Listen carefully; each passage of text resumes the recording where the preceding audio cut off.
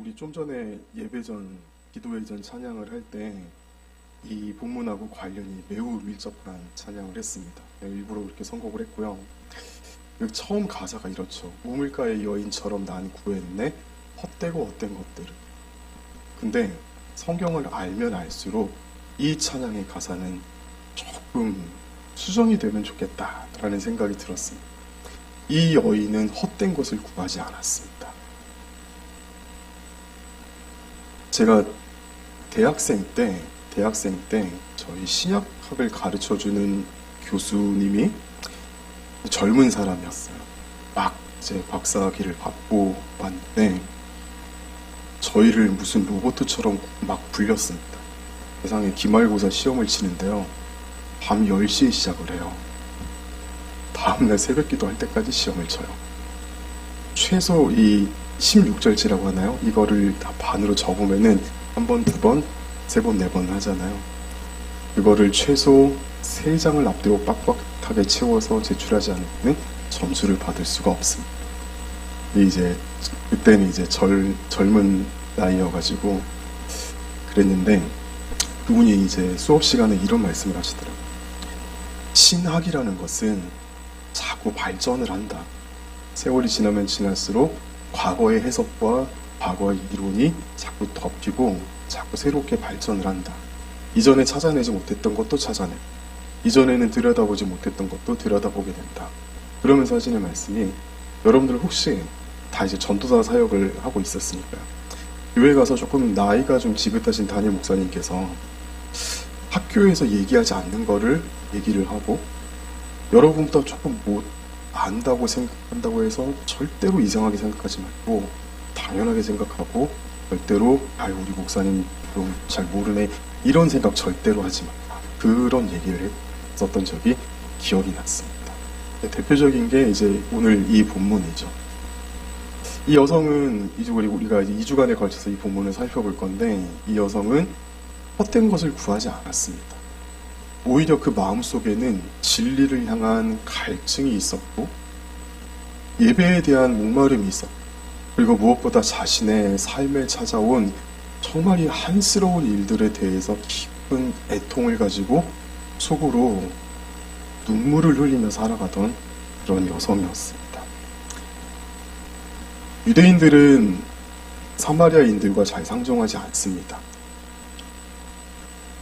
여리고에서 예루살렘으로 내려가는 길에 사마리아를 지나가면은 굉장히 지름길인데 거의 대부분의 사람들은 하루 길이 더 추가가 된다 하더라도 사마리아를 거치지 않고 돌아갔습니다. 제가 굳이 구체적으로 설명드리지 않아도 유대인들과 사마리아인들 간의 깊은 갈등은 원인은 무엇인지 다 아시리라 생각을 합니다. 그런데 예수님께서는 다니실 적에 사마리아 마을을 관통해서 다니는 것을 좋아하셨어요. 한번 생각해 보십시오. 예수님이 난 사마리아인 싫어 이렇게 하면서 돌아가면은 그 예수님 맞습니까? 그렇지 않죠. 예수님에게는 어떠한 부족함이나 사람들에게 혐오를 당하고 사람들에게 무시당하는 어떠한 것을 가지고 있다 할지라도 예수님은 그렇지 않으십니다. 오히려 더 그 사람들에게 시선이 가 있고 그 사람들이 받아온 멸시와 상처와 아픔을 예수님께서 오히려 더 다독거려 주시고 그들에게 소망을 주신 분이 예수님이십니다. 오늘 그 인생을 예수님께서 만나십니다. 자, 때가 6시라고 되어 있습니다. 우리가 읽은 본문에 나와 있지 않은데 좀 앞서 보면은요 6시라고 되어 있습니다. 유대 나라와 우리나라는 6시간의 차이가 있습니다. 지금도 이제 저쪽으로 중동 지방으로 여행을 가다 보면은 비슷한 시차를 갖고 있습니다. 우리나라 시간으로는 딱 점심시간 12시입니다. 보통 12시에서 2시 사이에 굉장히 덥습니다. 이 나라 날씨가 그렇잖아요. 그래서 대부분 사람들은 그늘에 앉아있고 밖에 야외 활동을 잘 하지 않습니다. 마을이 조용해졌습니다. 근데 그때 문을 끼익 하고 열면서 집 밖으로 나오는 한 여성이 있었어요. 몇 개인지는 모르겠는데 손에는 물통이 담겨 있었고 사람들이 아무도 없는 시간에 우물가에 가서 물을 길러 오려고 집을 나왔습니다. 잘 모르긴 몰라도 사람들이 나를 알아볼까봐 얼굴을 다 가리고, 날씨가 얼마나 더웠겠습니까? 눈만 이렇게 내놓고 다 가리고 걸어 나왔을 거예요. 우물가에서 물을 뜨고 있었는데 갑자기 한 남자가 말을 거는 거예요. 근데 말씨를 가만히 들어보니까 이 사람은 우리 동네 사람이 아니라 유대인 같아요. 물을 한 잔 달라고 합니다. 그래서 이 여인이 보아하니 유대인 같은데 왜 나한테 말을 겁니까? 라고 그렇게 거부를 합니다. 여기서 우리가 좀 이상한 거를 느껴야 됩니다. 이게 뭐냐, 물 한 잔 달라는 거 아무것도 아닙니다. 그런데 이 여성이 예수님께서 자신에게 물 달라고 하는데 왜 나한테 말 겁니까? 라고 이렇게 좀 격하게 거부 반응을 보일까요? 유대인들이 종종 사마리아 마을에 들어와서 거기를 지날 때 그냥 지나가지 않고요, 괜히 이제 막 한마디 하고 지나갑니다. 시비를 걸고 놀리고 경멸하고 그런 말을 하는 사람들이 종종 있었고, 아마 이 여성이 그런 일들을 몇 번 당했던 것 같습니다. 그 트라우마가 남아가지고 낯선 남자가 나에게 말을 거니까 바로 거부 반응을 보이죠. 근데 사실 나중에 이제 본문이 드러나지만 이 여성에게는 그거보다 더 심각한 상황이 있었던 거 아시죠? 일단 이거 먼저 얘기해 보겠습니다. 그러자 예수님께서 내가 누구인지, 그리고 하나님께서 당신에게 어떤 선물을 주시는지, 그리고 당신이 나에게 주는 이 물을 먹으면은 우리는 다 또다시 목마를 수밖에 없지만, 그러나 내가 주는 생수는 다시는 목마르게 하지 않고 당신을, 오히려 그 생수를 마시면 당신의 속에서 계속 생수가 솟아나서 당신을 영생하도록 만들어주는 놀라운 능력이 될 것이다. 되게 심오한 말을 여인에게 합니다. 자, 그러자 여인이 예수님에게 묻습니다. 생수라고요? 자, 여기에서 그냥 물과 생수를 조금 구별을 해야 됩니다. 우리가 보통 생각하는 생수는 뭡니까? 정수기에 필터에 걸러서 나오는, 아니면은 이 PT병에 담아져 있는 그 깨끗한 물을 말하잖아요. 근데 그 당시의 생수는 우물에서 끌어올리는 물을 가져다가 생수라고 하지 않았습니다. 그 당시 사람들이 식수를 두 가지로 구별을 했습니다. 하나는 흐르는 물에서 뜨는, 그리고 샘물처럼 용천수 이런 거라고 하죠. 뜨는 그 물을 갖다가 생수라고 했습니다. 흐르는 물은 불순물이 잘 끼지 않죠. 물이 고여 있으면 어떻게 됩니까? 아무래도 이끼도 끼게 되고 물이 조금 깨끗하지 못할 가능성이 있잖아요. 그 고여있는 물, 지금 이 두 사람, 예수님과 여인 앞에 앉아있는 이 우물물은 그냥 물입니다. 그런데 예수님께서 내가 너에게 생수를 주겠다, 그렇게 얘기를 하니까 이 여성이 생수요? 무슨 말 하시는 겁니까? 하면서 다시 되묻습니다. 안 그래도 낯선 사람이 와가지고 또 우리 동네 와가지고 나한테 막 욕하고 시비 걸고 그러는 거 아닌가 하고 경계하고 있는데, 그래도 그 근처에는 샘물이 없거든. 흐르는 물도 없고. 근데 이 사람이 자꾸 생수라고 얘기를 하니까 무슨 말 하는 겁니까? 생수라니요. 그러자 예수님께서 내가 주는 물은 그 속에서 영생하도록 솟아나는 샘물이 될 것이다, 그렇게 말씀하죠. 한번 생각해 보십시오. 우리 몸은 물을 만들어내는 기관입니까? 물을 소비하는 기관입니까? 우리 몸이 물을 만들어낼 수 있나요? 배설물 생각하지 마시고 마실 수 있는 물. 우리 몸이 물을 만들어낼 수 있나요? 아니요. 우리는 물을 필요로 합니다. 그리고 밥을 안 먹었으면 안 먹었지 물은 정말로 필요합니다. 절대적으로.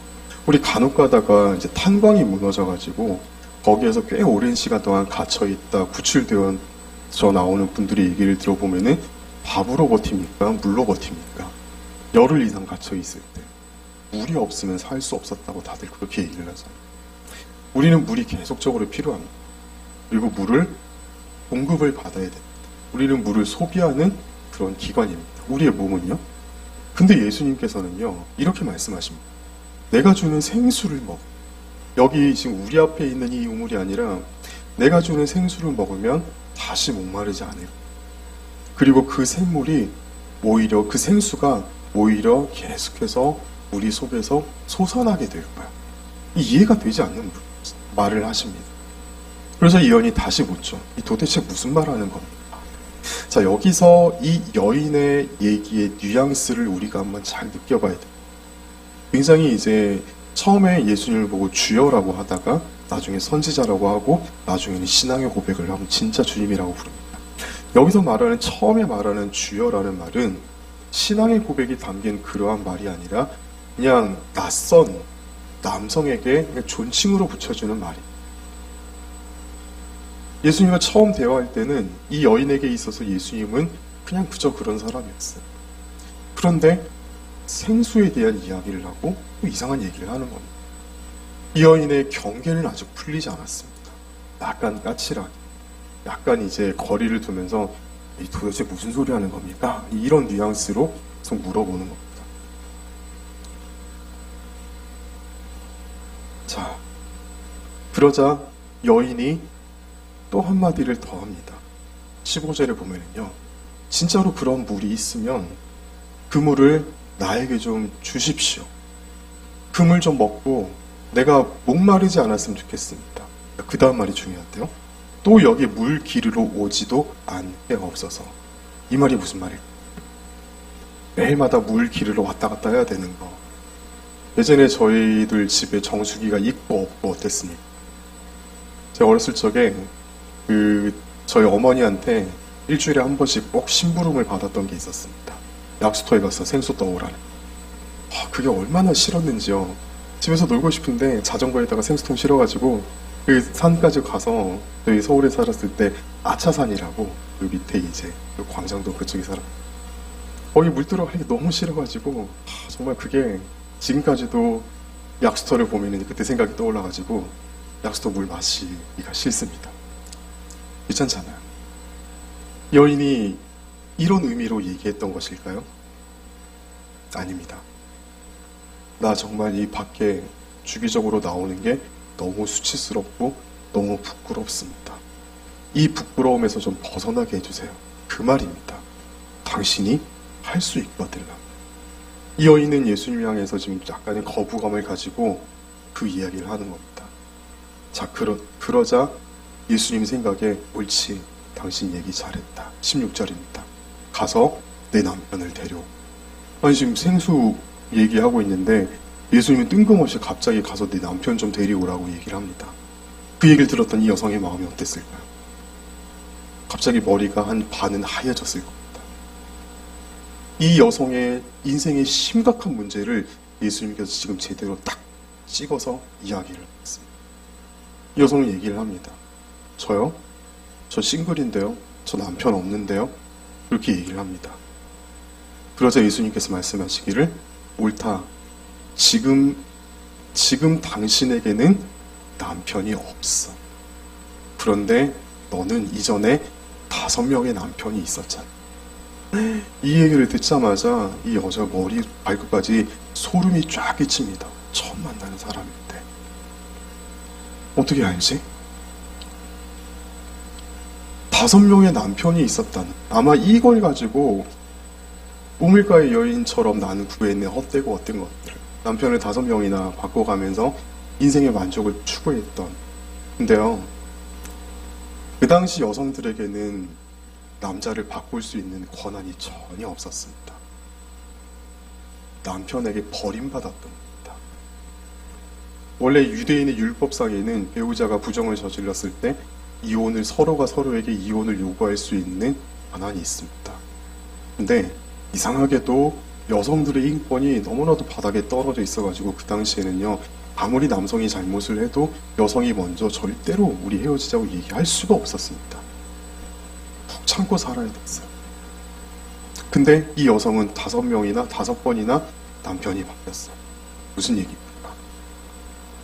이유가 뭔지는 모르겠는데 5번이나 남편에게 버림을 받은 거예요. 생각해 봅시다. 저도 좀 그런 쓴 기억이 있긴 한데 정말 좋아하던 이성이 있었는데 이 사람이 내가 싫다고 돌아서 가버립니다. 결혼하기 전에 서로 교제를 하거나 이렇게 하다가 그것도 사람한테 엄청 큰 상처인데요.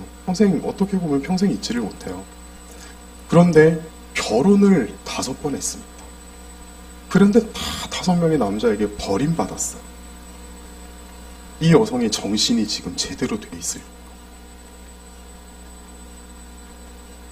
우울증과 공황장애 같은 정신적인 질환은 다 안고 있었을 거예요.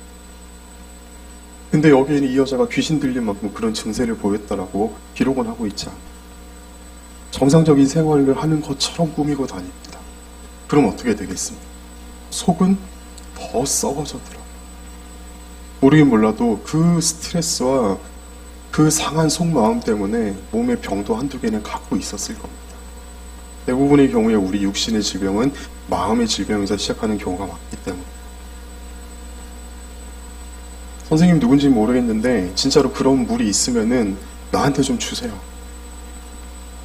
내가 이 시간에 밖에 물 기르러 나오지 않도록 나한테 좀 그 물 좀 주세요. 사람들의 눈을 피해서 다니는 게 너무너무 이것도 힘들고 스트레스고 정말 내 자신, 내 존재 자체가 너무 수치스럽습니다. 자, 그런데 이 여성에게는 한 가지 문제가 들어 있었어요. 지금 같이 살고 있는 남자가 6번째 남자입니다. 근데 이게요, 정상적인 결혼이 아니에요. 예수님께서 말씀하시죠. 너에게 남자가 있긴 한데 그러나 정식적으로 결혼을 하지 않았기 때문에 네 남편이라고 할 수 없다. 그 당시 사회에서 결혼하지 않고 이 같이 사는 거는요, 엄청나게 수치스러운 일입니다. 양쪽에 다. 이 여성이 이 문제를 가지고 있었던 거예요. 근데 예수님께서 이 여성에게 말씀하시기를 그 아픔의 상처를 내가 벗어날 수 있도록 도와주겠다. 그 얘기를. 그제서야 이 여성의 눈에 예수님이 달리 보이기 시작합니다. 아직까지는 예수님이 하나님의 아들 독생자이고 메시아임을 아직은 알지 못합니다. 예수님 보면서 당신 영안이 좀 있네요. 선지자 같네요. 라고 하면서 예수님에 대해서 조금 다르게 그렇게 고백을 합니다. 자, 이 말씀 가운데 아픔과 상처를 안고 살아가는 우리 인생의 표본을 이 여인에게서 봅니다. 상처 없는 사람 없고 한 맺힌 거 없는 사람 없고 과거의 아픈 쓴뿌리를 안 가지고 사는 사람이 없습니다. 겉으로 보기에는 다 멀쩡한 것 같아도 겉으로 보기에는 돈도 많은 것 같고 좋은 차 타고 다니고 집안도 좋아 보이는데 그러나 다 들어가 보면은요, 아픈 쓴뿌리 하나 이상씩은 다 가지고 있습니다. 근데 때로는요, 그 쓴뿌리가 지금까지도 해결이 되지 않았죠. 조금이라도 비슷한 일들이 내 주변에 일어나거나 옛날의 기억들이 막 다시 떠오르고 할 때, 그때 우리의 마음속에 이런 것 같아요. 이게 만약에 투명한 컵이라고 생각을 해봅시다. 여기 이만큼 진흙이 따라앉아 있고요. 그냥 물이 있어요. 가만히 내버려두면 어떻게 됩니까? 분리가 되죠. 깨끗한 물이 위에 올라옵니다. 근데 이거 자꾸 흔들어 버리면 어떻게 됩니까? 진흙탕이 돼버리죠. 컵 안에 물들이. 우리 마음이 그렇게 될 때가 참 많이 있습니다. 저 역시 그렇고요. 여기 앉아 계시는 여러분들도 다 그런 거 있을 겁니다. 참 이거 가지고 서로 얘기하면은 나중에 막 서로 부둥켜 안고 서로 막 눈물 콧물 닦아주면서 니도 그랬나 내도 그랬다 이러면서 그런 얘기들 참 많을 거예요. 자, 예수님께서 이 여인에게 찾아오신 겁니다. 이 여인의 마음속에 정말 견딜 수 없는 그 아픔과 상처와 쓴뿌리, 그리고 오늘이라도 당장 스스로 목숨을 끊고 싶다라는 것까지는 지나친 확대 해석일지는 몰라도 아마 이런 생각을 했을 거예요. 내가 더 이상 살아서 뭐 하겠나. 겨우겨우 그날 목숨만을 부지하면서 살아가는 여성이었을 겁니다. 혹시 여러분들이 이 본문을 읽으면서 그 속에서 내 모습이 보이지는 않습니다.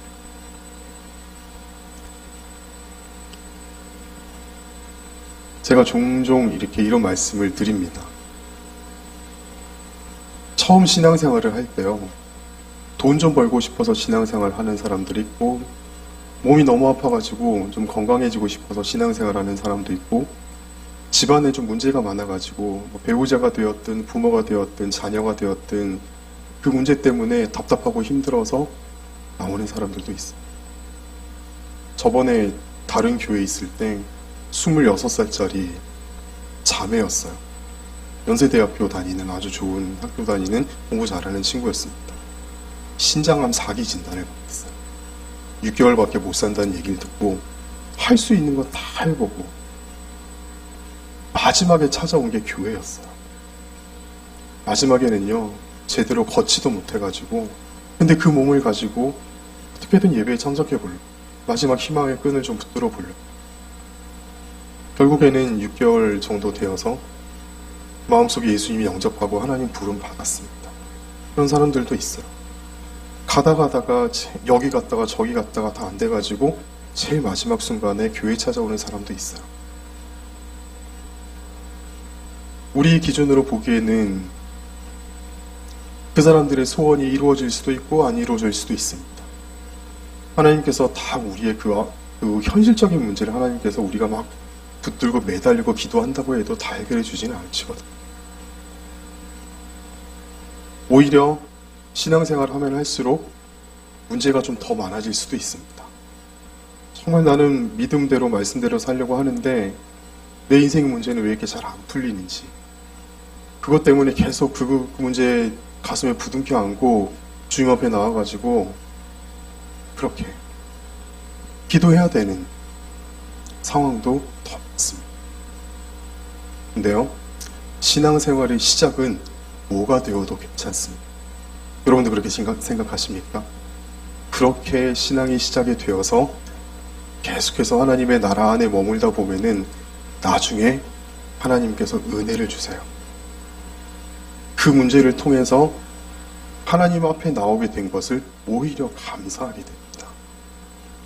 그 문제가 금방 해결이 되지 않고 그 문제 붙들고 하나님 앞에 계속해서 기도하고 부르짖고 하나님 앞에 간구하는 가운데 그 문제 때문에 하나님 더 깊이 만나게 되는 그런 은혜의 순간이 더 많다는, 고난과 어려움이 나에게 오히려 복이 되는 겁니다.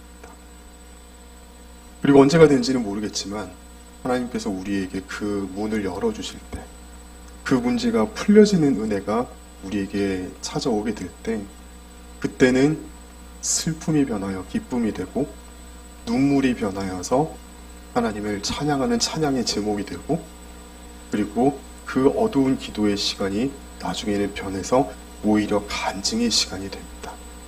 하나님께서 그렇게 역사하시거든요. 하나님께서는 우리의 현실의 문제를 먼저 해결해 주신 다음에 그 다음에 우리 영혼을 만져주시지는 않을 때가 사실은 더 많습니다. 이 여인은 이 아픔 속에 예수님 만납니다. 다음 시간에 예배에 대해서 살펴볼 건데, 우리가 이 문제를 가지고 이 여성을 찾아온 예수님을 한번 생각해 봤으면 좋겠습니다. 예수님께서 우리의 그 딱 아픈 그 그 지점, 참 이 문제만 좀 나에게서 덜어지면 내가 좀 살 것 같은데, 근데 그게 잘 풀어지지 않는 그 문제 속에 예수님께서 찾아오십니다.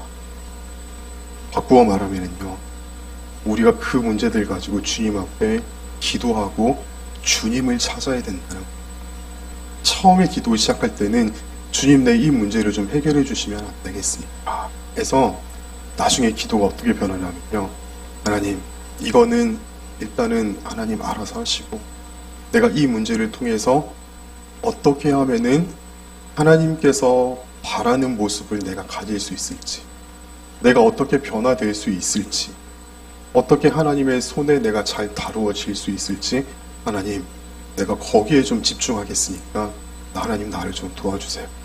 그렇게 기도가 변하게 됩니다. 처음에는 내 문제를 가지고 시작하게 되는데 나중에는 그 문제를 뛰어넘어서 그 문제에 넘어있는 하나님을 바라보게 됩니다. 이 여성이 지금 이 과정을 지나고 있습니다. 하나님께서 우리에게 때로 인생의 무거운 짐을 던져주시고 우리에게 무거운 묵직한 철문을 딱 갖다 놓으시고 때로는 안 열어주실 때 있습니다.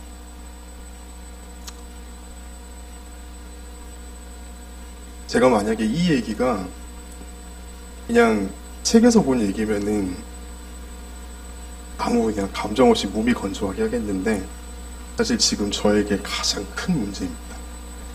제가 이제 감사하게도 목사님의 도움으로, 노예의 도움으로 이제 다음 달 중반에 목사 안수를 드디어 받게 됐어요. 대학원을 졸업하고 2년이 있으면 목사 안수를 받는데 저는 대학원을 2011년도에 졸업했거든요. 지금 14년째입니다. 2년 지나고 목사가 될 거를 14년째 지금 이러고 있어요. 사실요, 그 속에 좀 그런 마음이 있어요. 이제 와서 뭐하라고, 이제 와서 어쩌라고. 정말 내 30대, 40대 초반에 그 불같이 했었던 그 시간들, 나는 아무것도 하지도 못하고 이전에 있었던 교회에서 목사 안수 못 받았다고 2번이라도 쫓겨나고 그런 적 그랬습니다. 우리도 부목사 있으면 좋겠다. 그래서 한번 교회에서 방출당했어요. 그리고 그 다음 교회에서도 비슷한 일을 겪었어요. 마음속에 한이 너무 커요. 근데 그런 기분이 있어요. 이제 와서 어쩌라. 내 나이 이제 40대 중반 넘은 후반인데 되게 좀 마음이 복잡해요. 그런데 제가 이 마음 그대로 두면 안 되겠다 싶어가지고 사실은 좀 작정 기도를 좀 시작을 했습니다. 그 이제 노예가 열리기 전까지 이 마음 가지고 하나님 앞에 서는 건 아닌 것 같아요. 근데 오늘 무슨 일이 있었냐면 진짜 지금까지 오늘 어제까지만 해도 이 생각 하나도 안 했는데 오늘 갑자기 이게 주보를 보면서 김진 강도사라고 돼 있는 근데 이 강도사라는 이름이 이전에는 이렇게 싫었는데 이제는 그 이름하고 헤어져야 된다고 생각하니까 아쉽더라고요. 사람 마음 참 웃기죠. 그러면서 무슨 생각이 들었냐면 비록 목사 안수는 못 받았지만 그래도 지금까지 이렇게 교회를 다니면서 쓰임받게 해주신 하나님 감사합니다. 이 생각이 들더라고요. 이 생각이 좀 잘 변화되어져가지고 다시는 그 옛날의 그 어두운 생각으로 안 갔으면 좋겠다. 그게 이제 요 며칠간의 제 마음의 좀 변화였습니다. 저는 모르겠어요. 하나님께서 도대체 나한테 왜 이러시는지. 그 짧은 만화 중에 이 만화 있어요. 고난과 역경을 주신 신에게. 그 다음 어떤 장면인지 아세요? 저 그 정도 아닙니다. 무슨 의미인지 이해가 되십니까? 나한테 너무 버겁다는. 저도 사실 그렇게 생각할 때가 많습니다. 모르겠어요. 하나님께서 어떻게 왜 이러시는지. 혹자는 이렇게 얘기합니다. 나중에 크게 되려고. 그 무슨 근거로?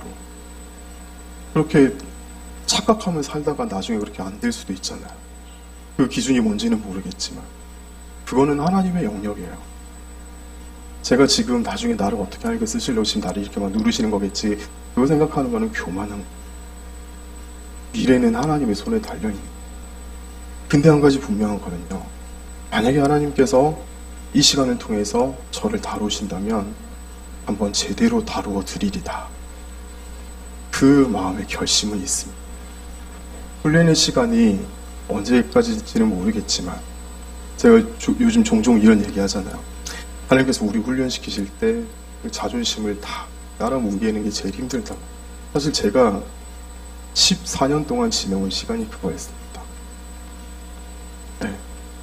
제가 뭐 그렇게 생각은 안 해요. 제가 뭐 빠지는 게 있나 그렇게 생각은 안 해요. 부족한 게 많은 인생인데 그런데 하나님 좀 해도 너무하시다 생각을 지금까지는 갖고 있었습니다.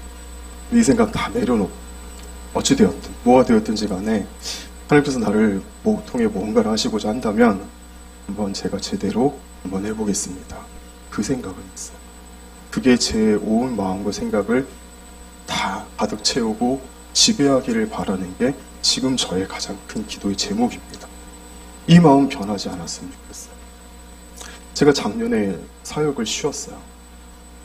교회는 쳐다보기도 싫었어요. 2번이나 이렇게 이런 일을 당하고 나서 교회라는 세계로 다시는 돌아오지 않을 거라고 생각하고 뛰쳐나갔습니다. 근데 채 한 달이 지나지 않아 하나님께서 예배 시간을 통해서 저에게 힘을 주시고 위로하시기 시작하셨어요. 그때 알았어요. 아, 성도들 중에 나처럼 이렇게 예배 한 번을 기다리면서 그 시간 기다리면서 살아가는 사람들도 있겠구나. 내가 진짜 설교하고 예배 인도하는 거 제대로 해야 되겠다. 그 생각으로 1년 동안 하나님께서 저를 되게 많이 회복시켜 주셨습니다. 그래서 저는 작년에 쉼의 시간을 끝나고 이제 제 인생 버전 2.0이라 생각하고 열심히 좀 해보려고 하는데 잘 안 될 때도 많은데요. 옛날에 게으르고 나태한 게 몸에 좀 너무 많이 배가지고 어쨌든 저는 하나님께 그렇게 인생을 드리고 싶습니다. 생각해보면 저의 잘 안 되는 것, 제가 넘지 못하는 높은 산, 아직 목사 한 주 받지도 않았는데 이 입으로 설레발치는 건지 모르겠어요. 아직 한 달 남았는데 이 시간들이 저에게는 그렇게 시작이 되었지만 근데 나중에 제 마음을 하나님께서 변화시켜 주셔서 어떻게 되든지 간에 하나님 앞에 조금이라도 크게 아니어도 괜찮아요. 이거 아니어도 괜찮아요. 하나님 보시기에 저 구석에 있는 저 달란트 받은 사람이 아니라 데나리온 받은 사람이라도 괜찮으니까 저 사람들 눈에 띄지 않는 구석에 있을지라도 하나님 보시기에 정직하고 정말 바른 그런 목회자가 되고 싶은 게 제 소원입니다. 제 인생의 절반 이후에 남은 절반이 있다면 그렇게 살고 싶어요. 그게 상처 가운데 아픔 가운데 만난 그래서 예수님의 선물이자 은혜라고 생각합니다. 물을 소비하는 저처럼 이렇게 물을 많이 소비하는 인생이 속에서 물을 자꾸 생성해내는데요. 예수님께서 우리 안에 계셔야 됩니다. 내 속에 예수님을 먹고 마시고 누리고 내 속에 예수님께서 늘 계셔야 됩니다. 자, 그렇다면 그럼 우리가 이 말씀 보면서 우리가 뭘 해야 되겠습니까? 첫째로 우리 믿음 분명히 하십시다. 예수님의 은혜 아니면 나는 아무것도 안 된다. 성령님의 내주하심과 충만하심과 도우심과 성령께서 주시는 능력과 은혜 아니고서는 나는 아무것도 안 된다. 나는 하나님의 손에 달려있는 인생일 뿐이다.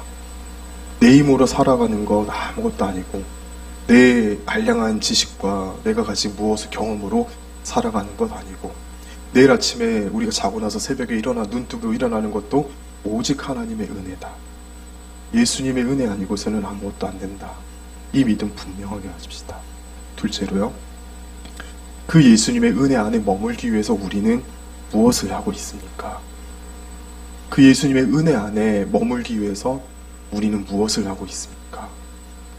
예수님께 더 가까이 나아가고 있습니까? 예수님이 내 마음속에서 흐려질 때, 예수님의 그 음성의 볼륨이 점점 작아질 때, 나의 욕망과 나의 정욕과 세상의 그것이 나를 자꾸 덮으려고 할 때 그것과 얼마나 싸워 이기려고 하십니까? 우리는 그것과 싸워서 이길 수 있는 능력이 없어요. 우리가 할 수 있는 것은 딱 하나입니다. 예수님 앞으로 달려가는 겁니다. 우리 얼마나 신앙생활하기 좋은 시대입니까? 이것만 틀면 얼마든지 하나님의 말씀이 흘러나오고 조금만 신경을 쓰면 찬양을 얼마나 들을 수 있고 또 기도의 자리, 예배의 자리, 신앙의 자유가 우리에게 얼마나 주어졌습니까? 이 기회의 비용을 우리는 어떻게 사용하고 있습니까? 하나님 앞에 내 시간을 더 많이 들이시기를 간절히 소원합니다. 하나님의 것을 우리 마음과 생각과 입술과 감정과 우리 모든 영역 가운데 다 담읍시다. 그렇게 살아갈 때 우리 마음속에 하나님의 은혜가 더욱더 채워지고 우리 속에서 일어나는 그 생명의 생수가 나를 살리고 그 생수가 필요한 사람들에게 떠서 먹여줄 수 있는 예수님 생명 누리고 예수님의 생명 전할 수 있는 그러한 복된 인생이 될 수 있을 줄 믿습니다. 이 은혜를 충분히 누리시고 풍성하게 누리시는 우리 모두가 되시기를 축복합니다. 말을 맺습니다.